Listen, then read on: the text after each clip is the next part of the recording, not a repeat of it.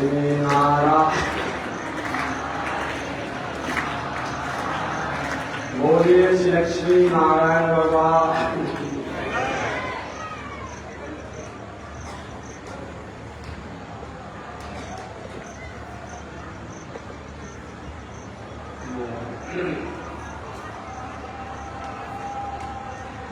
अनंताचार्य कृपया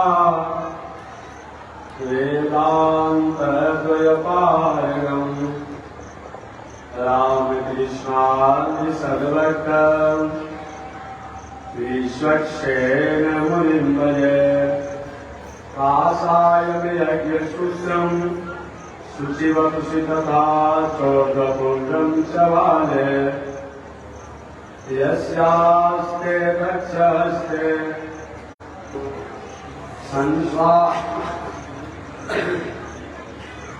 संसाराग्निशान्त्यै मृतजलममलं दारुपात्रं पवित्रं श्रीविश्वक्सेन सूरे पदकमलयुगं श्रेयसे संस्मरामि। परमाराध्य श्री लक्ष्मी नारायण भगवान का स्मरणीय पूज्य आचार्य श्री के युगल चरणों में कोटि शरण। भगवत भागवत आचार्य वेंकट जी पारण महानुभाव हरिद्वार की पावन भूमि से चलकर आए हुए श्री माया मधुसूदन पीठाधीश्वर जगत गुरु रामानुजाचार्य स्वामी वैकुंठनाथ जी महाराज द्वारा आप सुन कर रहे थे। पावन भूमि पर पावन कथा को आप सुनते चले आ रहे हैं। पावन कथा प्रसंग अंतर्गत श्रीमद् भागवत महापुराण के ग्रामीण स्कंद की कथा के माध्यम से मैंने निवेदन किया था कि भगवान श्री कृष्ण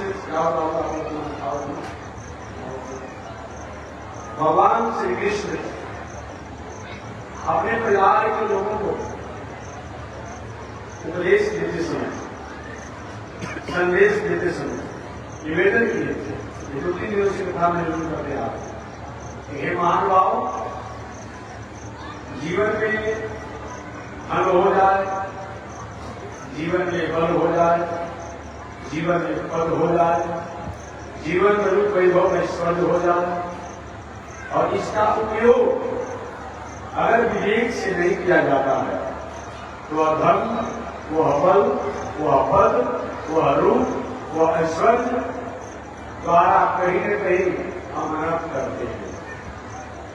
धन होना अच्छी बात है, बल होना अच्छी बात है, पद होना अच्छी बात है, रूप वैभव होना अच्छी बात है, पद प्रतिष्ठा होना अच्छी बात है, लेकिन इसका उपयोग अगर हम विवेक से नहीं करते हैं तो वह धन, वह बल, वह पद, वह रूप, वह वैभव, वह ऐश्वर्य कहीं कहीं अनर्थ करा देती है। भगवान अपने परिवार के लोग उपदेश दे देते, परिवार के लोगों ने कहा पिताजी बाबा आप ही बताएं कि विवेक कैसे ठीक रहेगा। भगवान ने कहा 7 सूत्रों को जीवन में अपनाया जाए तो विवेक को भटकने की, विवेक को नष्ट होने की संभावना नहीं बनती है। और 7 सूत्र कौन है इसकी व्याख्या में कर चुका हूं। जीतासो, जीत श्वासो, जीत क्रोधो, जीतेंद्रिय, जीत आहारो, जीत व्यवहारो, जीत समझो। अपना बैठक वाली पवित्र होना प्रथम बताया गया है।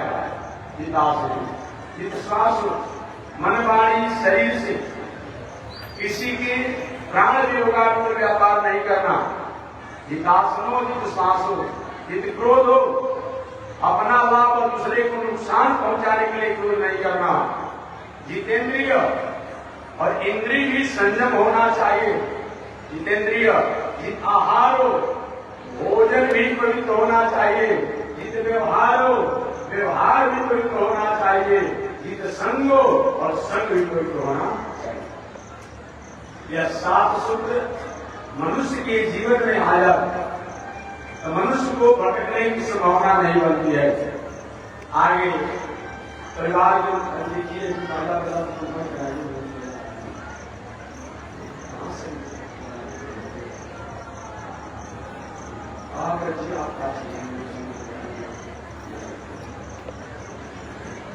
आगे परिवार के होने पिताजी ये बताइए कि विवेक के भ्रष्ट होने की क्या कारण है।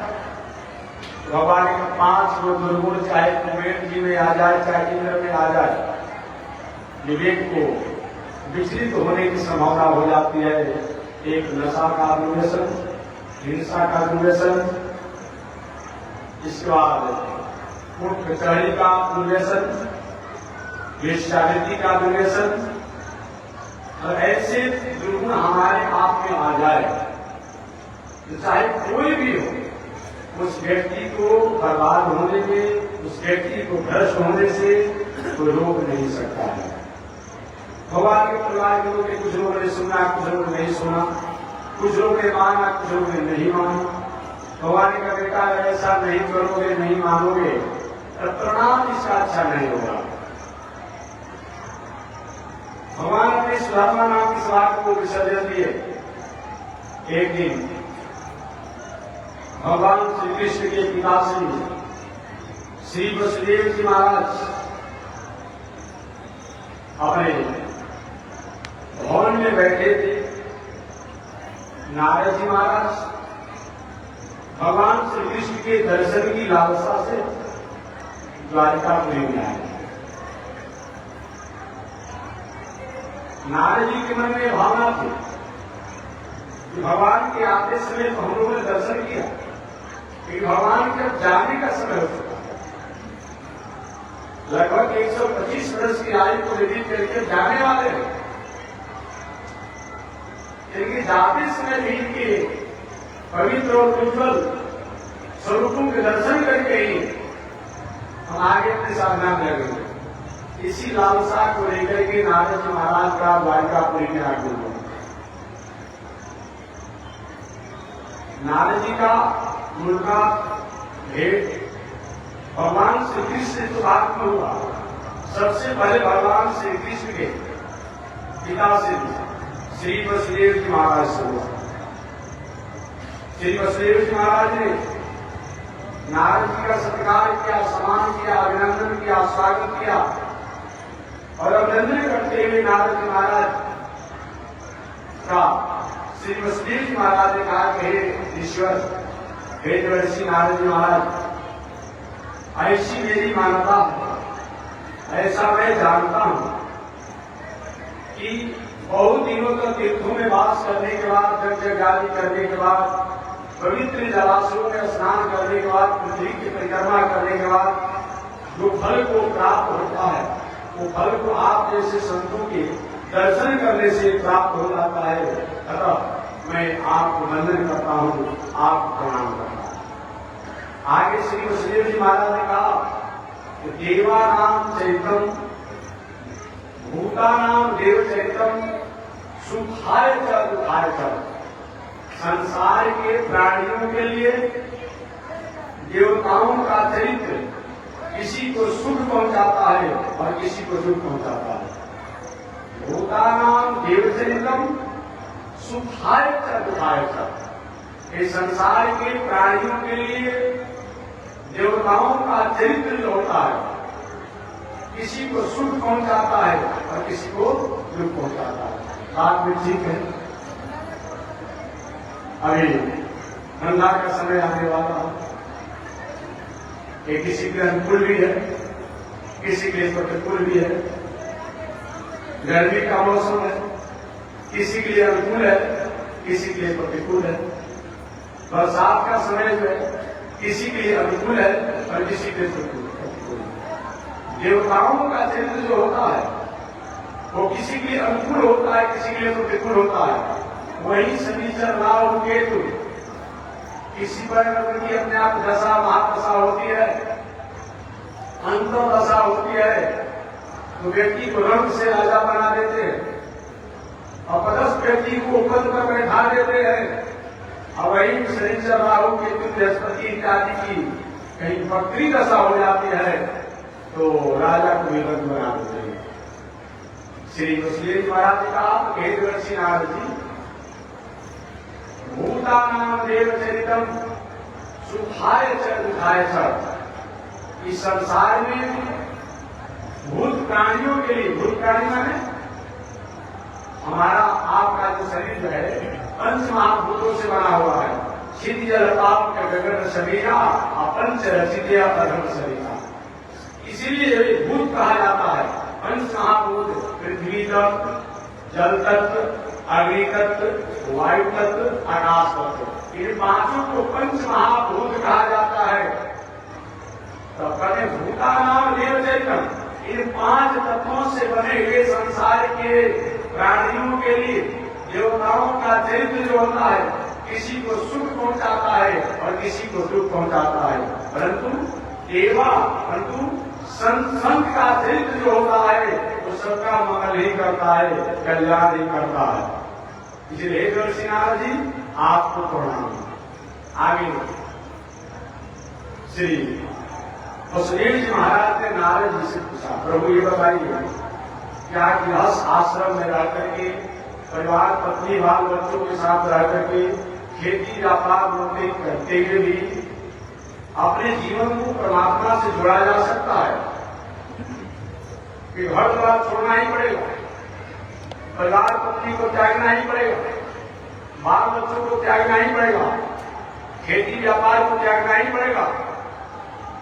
श्री नारद जी महाराज ने कहा, वसुदेव जी, जो घर को त्याग करके, परिवार पत्नी को त्याग करके, बाल बच्चों को त्याग करके जिस तत्व को प्राप्त किया जाता है, उस तत्व को घर परिवार पत्नी बाल बच्चों के साथ रह करके भी प्राप्त किया जा सकता है।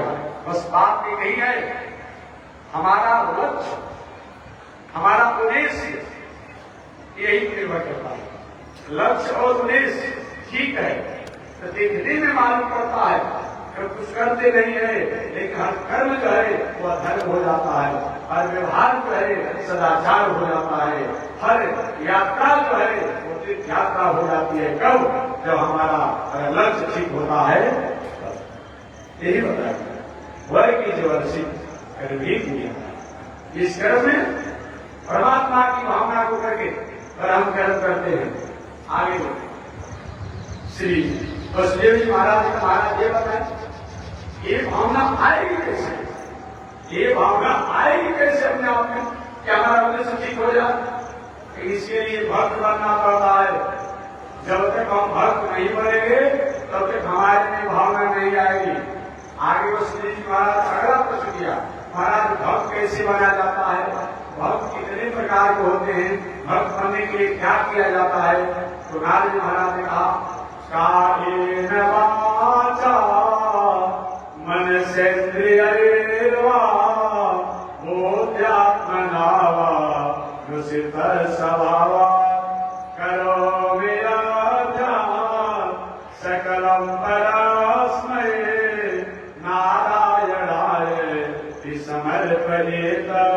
कायेन वाचा मनसेन्द्रियैर्वा बोध्यात्मना वा नुसित स्वभावा, अपने शरीर से, अपने वाणी से, अपने इंद्रियों से, इंद्रियों के स्वभाव से जो कुछ भी कर्म करें वो परमात्मा का है, परमात्मा में है, परमात्मा में है, ऐसा मान करके कर्मों को करना, यही क्या है? मानव धर्म है।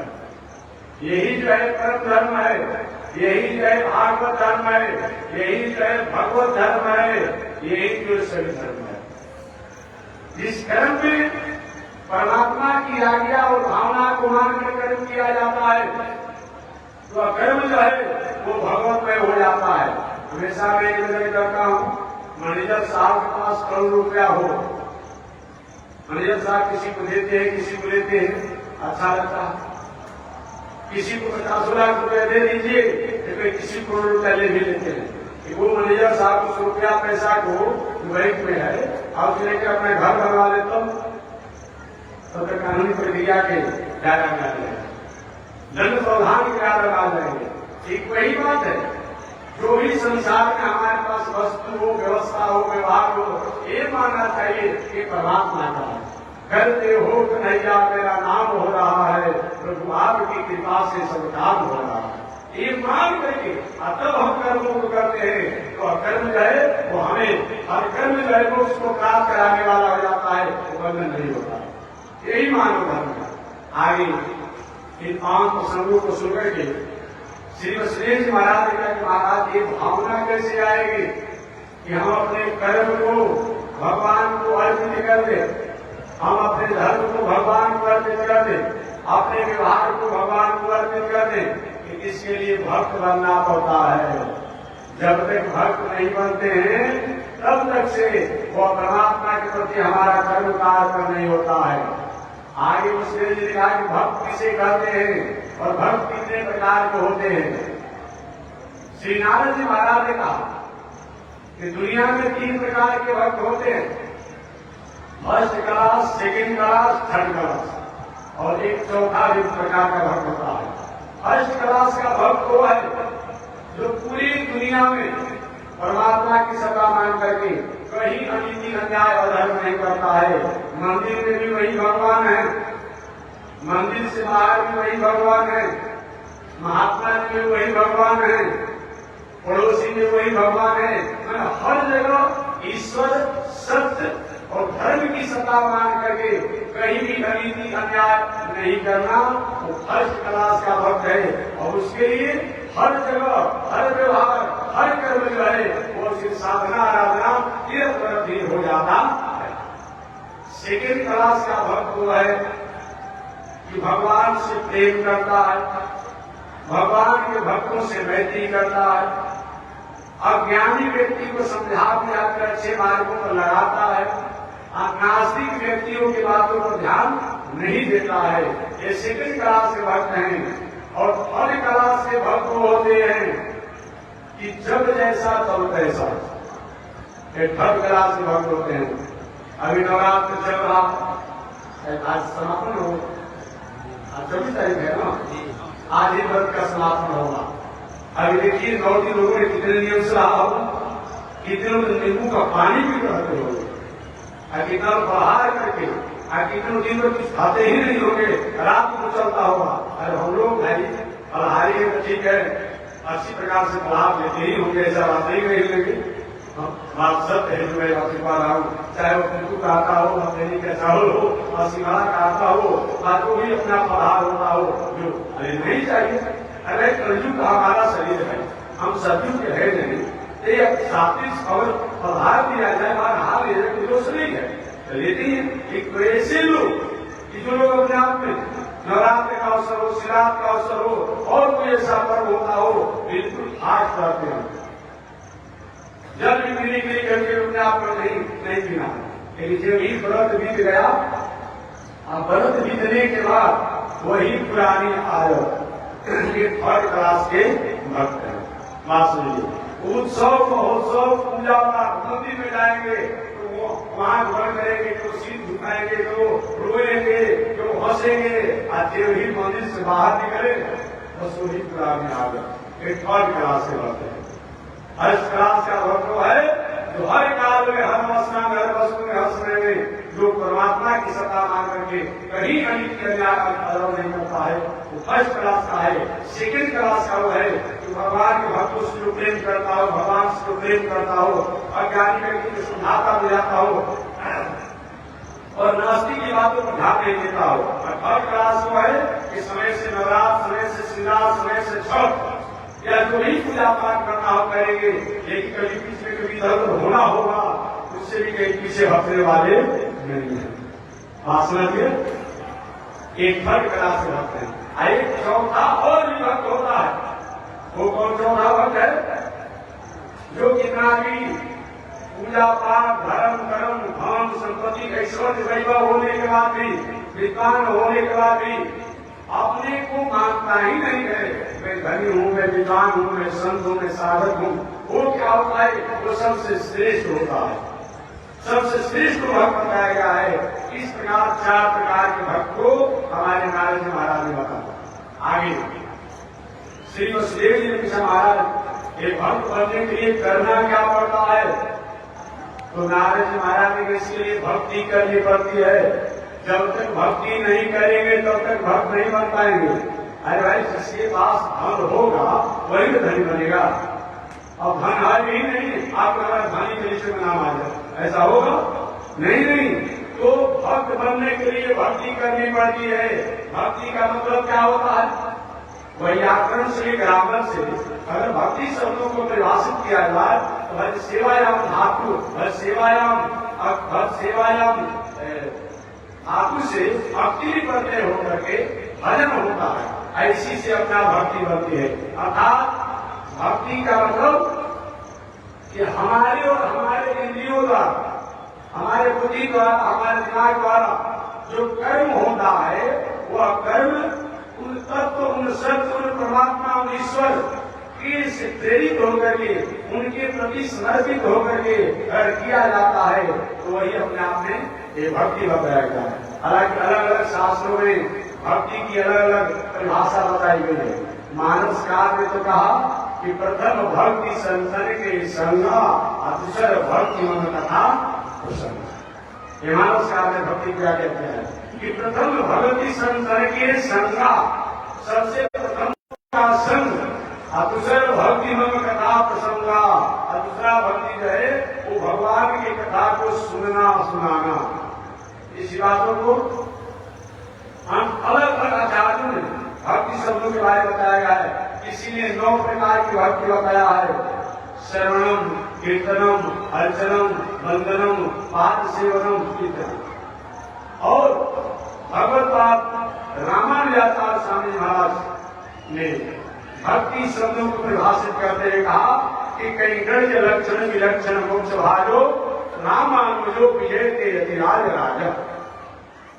अपने कर्मों को करना और कर्मों को करते हुए ये मानना कि परमात्मा ने हमें संसार में भेजा है तो मैं कर्म कर रहा हूँ, यथार्थ अपने कर्म में उस कन्हैया की भावना करना, उन नाम की भावना करके और अपने कर्म को करना, ये भी श्रेष्ठ प्रकार की भक्ति बताई गई है। और भक्ति के बारे में श्रीमद् भागवत महापुराण के अनुसार जिनके प्रति हमारी अर्पण की भावना है, समर्पण की भावना है, उनकी प्रसन्नता में, उनकी अनुकूलता में अपने को प्रसन्न और अनुकूल रहना, इसी का नाम क्या है? भक्ति है। जैसे एक उदाहरण रामायण का दे दूं, एक उदाहरण भागवत का देता हूं। रामायण के उदाहरण श्री भरत जी महाराज अयोध्या वासियों को लेकर के चित्रकूट में गए थे भगवान श्री राम के पास लौटा कर लाने के लिए। श्री भरत जी ने पूछा भगवान श्री राम से, भैया आप जंगल में आए थे लौटा दिए। भरत जी ने कहा माता ने वरदान मांगा, पिता ने माता के वचन को पूरा किया, भले कहे थे, इसलिए माता पिता के मर्यादाओं को पालन करने के लिए मैं जंगल में आया। भरत जी ने कहा कि माता ने क्या वरदान मांगा था? माता का क्या वरदान था? कैकेयी का सबसे प्रथम वरदान क्या था? भरत को राज तिलक। दूसरा वरदान क्या था? राम जी को 14 वर्ष का वनवास। ऐसा कैसे हुआ थे? ऐसा कैसे हुआ? ये भी तो मांग सकती थी। अरे आज के जमाने में हम लोग पहले शत्रु को निष्कंटक करते हैं, बाद में राज करते हैं, लेकिन यहां पर अलग होता है।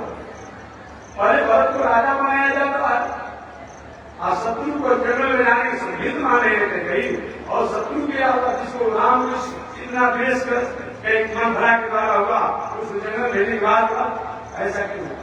मंत्रा ने मंत्रणा दिया था कैकेयी सुनो, जब राजा वचनबद्ध हो जाएंगे, वचन देने के लिए कहेंगे तो तुम भगवान एक पहले मांगना कि भरत को राज तिलक होना चाहिए, और दूसरा वरदान राम जी को 14 वर्ष का वनवास। कैकेयी का कैसे तो राम जी को वनवास की बात होनी चाहिए। मंत्रणा ने पहले बावरी बचपन से तुम भरतपुर स्वभाव के नहीं हो। अगर कहीं प्रथम वरदान में तुम राम जी को वनवास की बात कहोगी तो राम जी के वनवास की बात को सुन करके दशरथ महाराज उसी समय मूर्छित होकर के और मृत्यु को प्राप्त कर जाएंगे। तो तुम्हारा जो दूसरा वरदान है भरत को राजा जो बनाना चाहती हो वो वरदान अधूरा रह जाएगा। इसलिए ऐसा मत करना।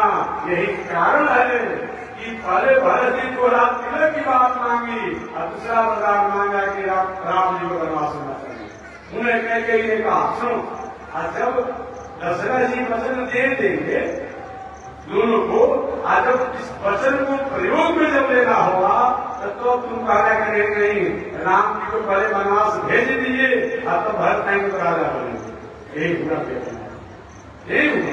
वही श्री भरत जी महाराज ने भैया श्री राम से कहा भैया आप जंगल में आए क्यों बताइए। भगवान श्री राम ने कहा माता पिता की मर्यादा का पालन करने के लिए, आज्ञा का पालन करने के लिए मैं जंगल में आया। भरत ने क्या माता ने वरदान मांगा था? माता ने वरदान तो मांगा था भरत को राज तिलक होना चाहिए। तो मेरा राज तिलक की प्रतीक्षा क्या ही नहीं गया और भैया रात को वनवास भेज दिया गया। ये क्या मतलब होता है? ऐसा होना चाहता था ना, ऐसा हुआ क्यों नहीं? ऐसा हुआ क्यों नहीं? याद रखिए, अगर कहीं भरत जी महाराज आते तो आने के बाद ठीक है पिताजी ने आज्ञा दिया, माता ने वरदान मांगा, भरत जी से भी राजगद्दी को प्राप्त करते तो राजा बनने के बाद एक अभिभाषण होता है। राष्ट्र के नाम से, प्रजा के नाम से, समाज के नाम से, देश के नाम से एक अभिभाषण संदेश होता है। तो भरत जी महाराज राष्ट्र के नाम से, जनता के नाम से, प्रजा के नाम से एक अभिभाषण करते हे महानुभाव, हे प्रजावासियों, आपने हमको राजा बनाया, मैं आप सभी लोग को धन्यवाद देता हूँ। आप सभी लोग धन्यवाद के पात्र हैं। माता पिता को भी मैं अपने आप में धन्यवाद देता हूँ, हमको इस गति पर बैठाया। लेकिन ये राज जो है ये हमसे चलने वाला क्या विरोध नहीं कर पाता, कई भी नहीं कर पाती, मंथरा भी नहीं कर पाती। इस बात को मंथरा ने कई को मंत्रणा दिया। इसीलिए वरदान मांगा कि भरत को राज तिलक पहले और राम जी का वनवास का दूसरा वरदान हुआ। लेकिन प्रैक्टिकल जब करने की बात आई तो राम जी का वनवास पहले कर दिया गया और भरत जी को राज तिलक की बात कर रही। इसीलिए मैंने निवेदन करना था भरत जी कि भैया पहले से हमारा राज तिलक होने दीजिए। अगर माता पिता की आज्ञा को पालन करने की बात है तो चलिए पहले हमारा होने लग गया। अंत में भरत हंस रघुवंश तड़ागा। याद रखिए, कहीं रघुवंशियों में, सूर्यवंशियों में, इक्ष्वाकुवंशियों में कहीं राम जी, कहीं पताका है, कहीं पताका का काम करने वाले हैं तो भरत और लक्ष्मण जो है दंड का काम करने वाले हैं। पताका की शुरुआत तभी है जब दंड है, डंडा है, डंडा नहीं रहे तो पताका फहर नहीं पाएगी। इतना ही नहीं, भरत आए कर्म वस्तु तस्मै प्रथमोदाहरणाय भक्ति भावना प्रतिवशिष्टता प्रतिज्ञा प्रतो राघव पाप का प्रभाव। ऐसे भरत महाराज हैं। भरत आयो कर्म वस्तु तस्मै प्रथमोदाहरणाय। ये भरत महाराज ये भक्ति के आचार्य है। इतना नहीं, भरत हंस रविवंश तड़ागा। भरत जी कहीं क्या है? भरत हंस, हंस है। और जितने भी सूर्यवंशी हैं, इक्ष्वाकुवंशी हैं, रघुवंशी हैं, ये सुंदर सरोवर है। सरोवर की शोभा तो हंस और गौरव से होता है। ऐसे भरत महाराज हैं। कोई समान भरत नहीं है। आज तो साधारण एक भाई का एक परिवार के दूसरे परिवार के नाम से गलती से कहीं रजिस्टर में नाम चल जाए तो कोई देने को तैयार होता है? नहीं देने को तैयार है। कुछ भले केस करेगा, अरे हमको भी हम कहेंगे नहीं, सरकार से समझो, गवर्नमेंट से समझो। धन है भरत जी महाराज, इतना बड़ा चक्रवर्ती सम्राट का गति मिला हुआ है। नहीं, एक ही सिंह के शिकार को शिकार नहीं करेगा। भैया हमारे राम जो है वो सिंह है, मैं जो शिकार हूँ, ऐसे ऐसा नहीं होगा। और सही में भरत महाराज ने भले ही लौट करके आए लेकिन राज सिंहासन नहीं बैठे। ऐसा कौन हो सकता है? ऐसा कौन हो सकता है? रविंद्र करना चाह रहा था, रात भर टकरार होते रहा। टकरार होने के बाद अंत में भगवान श्री राम ने कहा, देखो तुम चाहते क्या हो? क्या चाहते हो? कि भैया मैं चाहता यही हूं कि आप अयोध्या में चलिए। अगर माता पिता की आज्ञा मानने की बात है तो जो माता ने जो भगवान को सुझाव दिया किया जाए। अंत में भगवान श्री राम मान ही गए, चलिए मैं चलूंगा अयोध्या। लेकिन इस बात में मैं समय देता हूं, सोच करके बोलो। और इस अगली बात तुमको आदमी चलने के लिए तो चलूंगा चलूंगा चलूंगा। जब भरत जी पर कोई भार लगाया ना तो भरत जी विचार किए कि अगर भैया रात में निकल मैं अयोध्या चला भी जाऊं, लेकिन इनके मन में प्रसन्नता नहीं होगी, ताकि क्या ले जाकर क्या करेंगे? पुनः भरत जी अपनी बातों को वापस ले दी, भैया अगर आपको जंगल में रहने से प्रसन्नता है तो आप जंगल में रहिए, लेकिन याद रखिएगा 14 वर्ष के बाद एक दिन भी अगर अधिक समय बीतेगा तो भरत के जीवन को प्राप्त नहीं करेंगे, हमारे मृतक शरीर को ही आप प्राप्त करेंगे। मैं जा रहा हूँ वही राम जी के खड़ाओं को लेकर के, और भरत जी महाराज नंदी के राह में जाकर अपने आप में अपने समय को बिताए। इसका नाम भक्ति है। भक्ति का मतलब जिससे हम प्रेम करते हैं, जिनके प्रति आदर की भावना है, उनकी प्रसन्नता में अपने को प्रसन्न रहना, इसी का नाम क्या है? भक्ति। यही बात मैं बताना था। अब आप मान लीजिए हम संत हैं, आपकी भावना है, आप अपने घर से मालपुआ पुआ राबड़ी माखन मिश्री मलाई सब बहुत प्रकार व्यंजन बना के लाए। महात्मा जी 3 बजे भोर से जगा हुए और अपने हाथों से शुद्ध घी में बनाया हुआ, शुद्ध गाय का दूध भी है। महाराज पाइए, हम देखिए भाई सौभाग्य संत हैं, अपने समाज महात्मा लोग बनाते हैं, जो भी होता है उसको पा लेते हैं। और आप महाराज महात्मा जी मेरे भावना को ठेस पहुंच गया, मेरे सौभाग्य को आप पुकार हैं, ये भक्ति नहीं है, ये भक्ति नहीं है। राम जी को एक बार भी सवरी ने नहीं कहा कि मैं आपको खाना पड़ेगा, लाकर रख दिया और खाना है तो खाइए, नहीं खाइए कोई बात नहीं। आपकी भक्ति का है, ये काम कीजिए, ऐसे कीजिए, ये भक्ति नहीं होती है। इसलिए भक्ति का मतलब इससे हम प्रेम करते हैं, उनकी भावना के, उनकी प्रसन्नता में, उनकी अनुकूलता में अपने को प्रसन्न और अनुकूल रहना, इसी का नाम भक्ति है। चलिए भागवत का उदाहरण देकर वाणी के नाम बोलूँ, दूसरे किस्म में कथा बोलना होती तो मैं निवेदन करना चाहूंगा। दूसरा भक्ति का मतलब भागवत के अनुसार हमारे भगवान श्री कृष्ण ब्रज से मथुरा जाने के लिए रथ पर आरूढ़ हो गए थे। और गुरु जी महाराज को कंस ने प्रेषित किया था, भेजा था कि कृष्ण ग्वालिया को किसी तरह से ब्रज से ला करके और मथुरा में मारवा डालना है। वही गुरु जी महाराज रथ पर भगवान श्री कृष्ण को बैठा करके, बलराम जी को बैठा करके और मथुरा की तरफ लेकर जा रहे थे। चारों तरफ से गोपियों ने, गोपाल बालों ने सब घेर लिया, लेकिन नहीं जाने देते। प्रातः काल का तैयारी जो था वो लगभग सायंकाल कुछ समय होना बाकी रह गया था। कोई गोपाल गोपियां कोई खड़े नहीं हो रहे, नहीं ले जाना तुम्हें शरीर तरफ को चढ़ा कर ले जाइए, मुझे मृतक से निकल ले जाइए। उसमें भगवान श्री कृष्ण ने कहा, हे गोपियों, हे गोपाल बालों, हे ब्रजवनिताओं, हे ब्रजवासियों, हे वृंदावनवासियों, आपके प्रेम को मैं प्रणाम करता हूँ, मुझे मथुरा जाने दो। ये बात जब सुनी लो, अरे हम तो समझे क्या क्रूर ले जा रहा है, लेकिन नहीं, स्वयं भगवान श्री कृष्ण ही मथुरा जाना चाहते हैं। सारे गोपाल बाल गोपियां वहां से हटे, रास्ता दे दिया। भगवान ने कहा, मैं वचन देता हूं कि परसों मैं आऊंगा, परसों आऊंगा।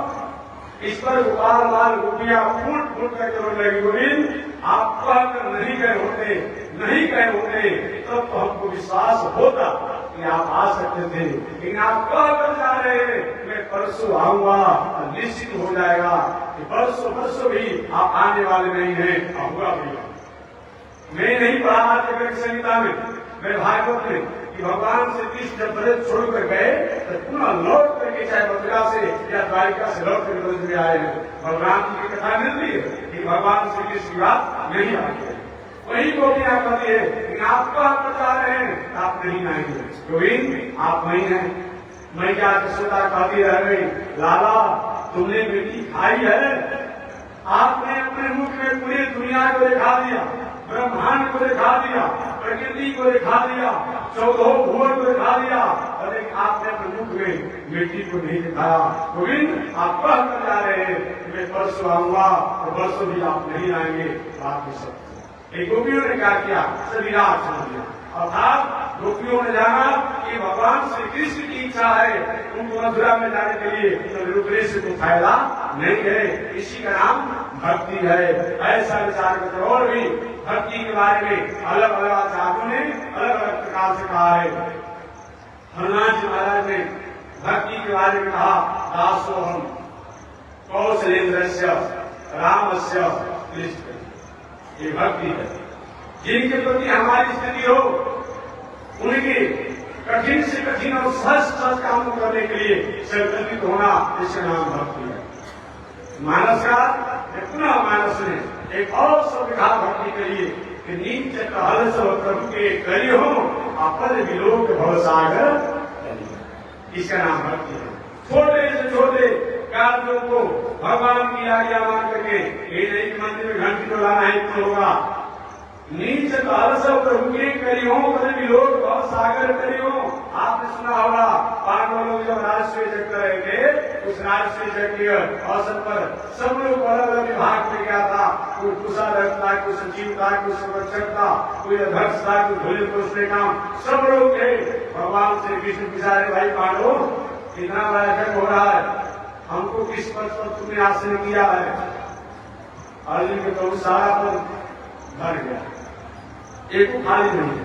अरे क्या बात करते हो, मेरे लिए कोई पद नहीं है, कहीं देखो कहीं हो तो कोई पद खाली हो, पद खाली हो तो आपको रखा जाए। भगवान ठीक है, जो पद खाली नहीं है मैं अपना पद अपने से स्वयं घोषित कर लेता हूँ। वो कौन सा पद है प्रभु? भगवान ने कहा जो संत महात्मा आएंगे, विद्वान आएंगे, उनका मैं चरण धोऊंगा, उनका भोजन कराऊंगा, उनका पत्र फेंकूंगा, उनकी सेवा करूंगा। ये तो किसी को भी काम नहीं दिया होगा। पांडव को हम भूल गए थे। वही भगवान ने, इसी तरह भगवान नहीं बने हुए हैं, भगवान ने भगवान जैसा काम नहीं दिया है। वही भगवान ने क्या किया, उस जग के अवसर पर संत महात्मा ज्ञानियों को अपने आप में चरण की सेवा किया, भोजन कराने का किया, आज भगवान बने हुए हैं। इसलिए नीच कहल सब प्रभु के करी हो अपन विलोक भवसागर करी हो। छोटे से छोटे कामों को एक बड़ा काम मान करके, धर्म मान करके, परमात्मा के मान करके ये काम करना। गृहस्थाश्रम में आप हैं, खेती कर रहे हैं, खेत की कटाई, बुनाई, सुहाई, पढ़ाई, जुताई कार्य करना है, देखने में मालूम नहीं पड़ता है कि आपके द्वारा माला जपा जाता है। लड़कियों को पढ़ाना लिखाना है, पढ़ा लिखाने के संस्कार दे रहे हैं, देखने में मालूम नहीं पड़ता है कि माला जपते हैं। बच्चों को और विवाह शादी तैयारी करना है, देखने में मालूम नहीं पड़ता है कि माला जपा जाता है। लेकिन कार्यों को करते हुए, कहीं व्यापार करते हो व्यापार करिए, नौकरी करते हो नौकरी करिए, अध्ययन करते हो अध्ययन करिए। एक करते समय ये मन में भावना रखिए कि परमात्मा ने हमें इस कार्य के लिए विदा किया है, और परमात्मा नहीं चाहेंगे तो वहीं से शीर्ष दबा देंगे, सारा काम वहीं पर मिल जाएगा। ये मान करके छोटे से छोटे कामों को परमात्मा की आज्ञा मान करके, परमात्मा का मान करके उस कार्य को करना, ये क्या है? मोक्ष है, यही भक्ति है। इसी बातों को आचार्य ने निवेदन किया तो हमारे श्री नारद जी महाराज ने कहा कि हे वसुदेव जी, भगवान को प्रसन्न करने के लिए, भक्त बनने के लिए भक्ति करनी पड़ती है। और भक्ति अपने और अपने वस्तु व्यवस्थाओं को समझना होना, इसी का नाम भक्ति है। आगे श्री वसुदेव जी महाराज ने कहा ऐसे भक्ति करने के लिए क्या करना पड़ता है? तो नारद जी महाराज ने कहा इसके लिए भगवान की गाथाओं को सुनना पड़ता है। वसुदेव जी ने पूछा भगवान कौन, कितने, और तो भगवान अवतार लेकर क्या किए? तो नारद जी महाराज ने कहा भगवान के अनंत अवतार हैं। उन अनंत अवतारों भगवान के 24 अवतार हैं। उन 24 अवतारों की कथा को सुनना, जानना और स्वीकार करना, इससे हमारे दिल में, दिमाग में, मन में, बुद्धि में वो भगवान की भक्ति साबित हो जाती है। श्री वसुदेव जी महाराज ने कहा वो भगवान का अवतार कौन कौन है महाराज? इसकी कथा नारद जी सुनाए। इस कथा को कल मैं सुनाऊंगा कि भगवान किसे कहते हैं और भगवान के अवतार कितने हैं। इसकी कथा अगले दिन। आज इसी के साथ मान विराम। एक बार भगवान का नाम ले, आगे परमात्मा की शिक्षा। श्रीमन नारायण लक्ष्मी नारायण श्रीमन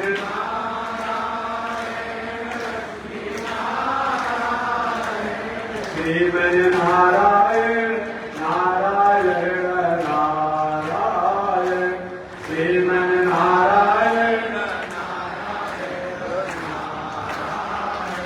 श्रीमन नारायण जगो नारायण श्रीमन नारायण लक्ष्मी नारायण नारायण नारायण लक्ष्मी नारायण नारायण नारायण। बोलिए श्री लक्ष्मी नारायण भगवान की। भाष्यकार भगवान रामानुजाचार्य स्वामी महाराज की। विश्वनाथ श्री निरंजन स्वामी महाराज की। हरि ओम। शांति है, शांति है, शांति।